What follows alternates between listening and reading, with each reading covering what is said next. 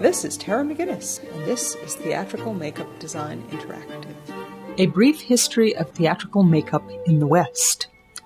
While actors in Western theater probably used some makeup on stage, just as normal people used makeup in various eras for daily cosmetic purposes, there are no records describing how makeup was applied for the stage before the middle of the 19th century. This is probably because before the invention of gas lighting, most actors didn't need much makeup most of the time, or simply adapted ordinary street makeup to stage use. Still, we know that through theater history, despite the complete lack of a written tradition on the application of stage makeup before the 1850s, performers at various times still used makeup in various ways. In Athens, in the 5th century BCE, it is said that Thespis, in his first tragedies, anointed his face with white lead, then he shaded his face with lees of wine. But very shortly after that, he introduced the use of masks made of shaped linen, eliminating any need for makeup. Images from medieval drama seem to indicate masks and perhaps some makeup usage, but while a few medieval masks have survived, the evidence for makeup is quite unclear.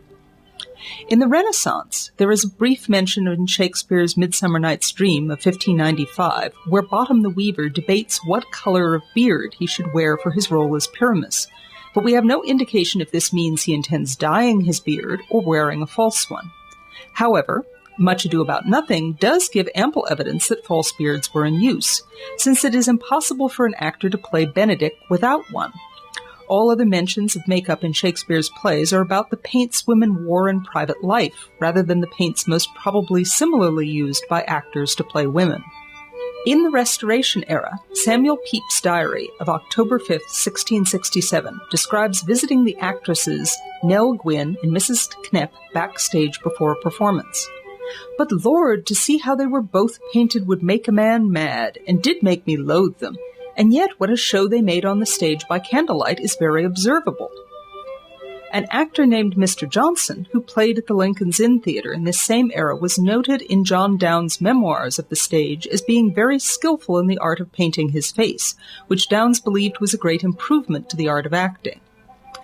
Riccoboni, a notable actor of the Commedia Italienne in Paris, observed on a visit to London in 1727, a young actor of 27, who portrayed an old man so convincingly that at first he would not believe he was not old. He was shown the actor dressing himself, taking an hour to disfigure his face with the assistance of pencils and painting his eyebrows, to make an old age makeup convincing at 6 paces. However, again, details of the cosmetics used or their application are lacking, till 1789, when actor Francis Godolphin Waldron, a later editor of Downes' work, mentions that this refers specifically to painting lines on the face in India ink to imitate wrinkles. Waldron further states that in former times this was carried to such excess that some actors looked as if they were acting through a mask of wire. However, he praises David Garrick's subtlety and ability when aging his face for the role of Lear, and indicates that by the late 18th century the excessive use of black lines had gone out of fashion.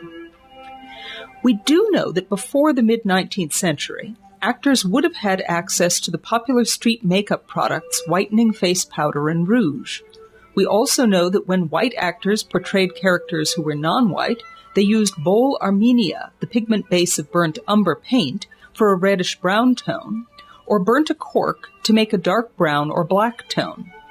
Other improvised items that were probably used include lamp black, the oily black residue left by flames on the inside of lamp glass, which was popularly used by women in lieu of mascara. Burnt matches, once matches were invented in 1827, were used as impromptu eyeliner pencils. India ink was used for black lines, and burnt paper to make gray. The only specialties made for theater seem to have been spirit gum and wool crepe hair, which were used, as they are now, to make temporary beards and were also used initially to make false noses before the use of nose and scar wax. As stage lighting changed from candlelight to brighter gas in the mid-19th century, and commercial theaters began to be built in larger sizes, strong makeup suddenly became increasingly important, and the first stage makeup pamphlets and books are produced, detailing the new makeup techniques and products of their time. The first wave of these techniques comes in the 1850s through 1870s, when actors worked with ground mineral pigments used by painters. Suggested pigments of this time are 3 kinds of white, Dutch pink, rouge, carmine red, and ruddy rouge, Mongolian brown, powdered blue, and chrome yellow, and antimony, a metallic gray-black used for shadows, which was toxic. Then, according to legend, in the 1850s or 1860s, a German actor, variously reported to have been either Karl Baudius or Karl Herbert, was supposed to have invented grease paint, and an Anglo-French actor, Charles Fechter, subsequently spread its use to the U.S. when he toured here in the 1870s. Homemade grease paint was made by blending lard with mixes of the powdered pigments. When German companies began manufacturing grease paint sticks in the 1870s, grease paint was quickly adopted everywhere, just in time to help actors deal with the new harsh electric lighting that came into theaters in the 1880s and 1890s. The 1890s saw incredible innovations in makeup, most of which are still in use today, including nose wax, Emile Noir, which is black tooth enamel, black tooth wax, cold cream and cocoa butter, mascaro in multiple colors, lipsticks, blue eyeliners, ladies' liquid colors for arms and necks, sticks for application of color, wig joining paste, Vaseline, and ready-made ventilated wigs and mustaches. By 1900, even walk-on actors and amateur performers used makeup kits like these, which contain ingredients quite similar to modern kits. However, their application used much stronger color and contrasts than we do now to compensate for the harsh white light from the time before gelled lighting. You can see this in the clip where I replicate female makeup for 3 ages as shown in the circa 1900 booklet, Makeup Book for Professionals. The Makeup Book for Professionals, which is included on this disc, also shows how socially acceptable it was for white actors to play roles of people of other races, in the most popular forms as little more than racist caricatures. However, by the time James Young's hugely popular book, Making Up, was written in 1905, the actors profiled in it could be seen to take considerable pride in doing makeup that portrayed individualized characters of other ethnic groups, and not to lump all into a single race caricature, as shown in earlier books. Actor Wilton Lakai writes in detail about the process used to design the physical appearance of the noble Rabbi Shemuel in Children of the Ghetto, as contrasted with the evil mesmerist Svengali in Trilby, both Jewish characters but visually similar only in longer hair and noses. Actors in this era prided themselves on virtuoso makeup transformations and pretty well took the art of stage makeup as far as it could go with the available materials. After the 1920s, stage lighting gradually became subtler, which lessened the need for extreme makeup. In contrast, the burgeoning film industry was continuously needing new makeup products to deal with the rapidly changing technologies of film stock and lighting. Max Factor, perhaps the most influential makeup innovator of this era, fled Tsarist Russia with his family and ended up in Hollywood in 1914. After having problems with the look of stage grease paint sticks on film actors in 1922, he invented liquid grease paint in tubes, which went on more thinly than sticks.